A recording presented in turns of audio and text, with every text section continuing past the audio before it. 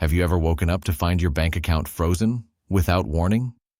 It sounds like something out of a thriller, but in reality, it's happening more often than you think. Banks freezing accounts with no notice has become a concerning trend, and today, we're going to break down exactly why it's happening, what's driving these actions, and most importantly, what you can do about it. Stick around till the end, because I'm going to share a key insight that could save you from facing this unexpected nightmare. Now, I know what you're thinking. Why would a bank freeze my account? I'm a good customer.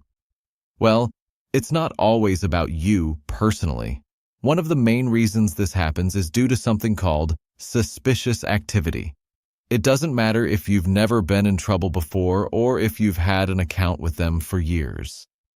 Banks have algorithms designed to spot patterns that could signal fraud, and sometimes these algorithms are a bit too eager. I've personally seen this firsthand when I worked with financial institutions, and let me tell you, those systems don't always get it right. But that's not the whole picture. The second reason involves new regulations that banks have to follow. After the 2008 financial crisis, the government put stricter rules in place to prevent money laundering and financial crimes. These rules are so tight that banks are now required to freeze accounts if they even suspect that any of your transactions could be linked to illicit activities. That means one questionable transaction could trigger an account freeze, and you wouldn't even know why. It's not a mistake on your part, but rather a precautionary measure that banks are forced to take. And yes, that includes things like receiving large sums of money from unfamiliar sources or making rapid, unexplained transfers. Now, let's talk about something that might surprise you. Banks also freeze accounts as part of risk management when they're facing financial instability. This can happen during economic downturns or when there's a sudden market shift. The bank's priority is to safeguard its own assets, and freezing accounts, even temporarily, helps them mitigate potential losses. It's frustrating, but it's a harsh reality of the financial system we deal with. But here's the part that really gets people. Many times, banks don't even notify you until it's too late.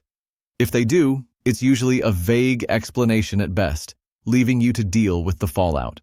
From my own experience, the lack of transparency is what leads to the most frustration. You might be left wondering why your money is inaccessible and what you can do to fix it. So, what can you do if your account gets frozen? First, reach out to your bank immediately and ask for clarification. Don't let them brush you off with a generic response. Second, if you're involved in any unusual transactions, try to clear things up quickly. Provide any necessary documentation to prove the legitimacy of your funds. And third, understand your rights. In some cases, banks are legally obligated to release your funds within a certain time frame, so it's important to know your options. If you take one thing away from this video, it's that banks freezing accounts is becoming more common, and it's not always a personal attack. It's a combination of regulations, security measures, and risk management tactics that you as a customer have to navigate.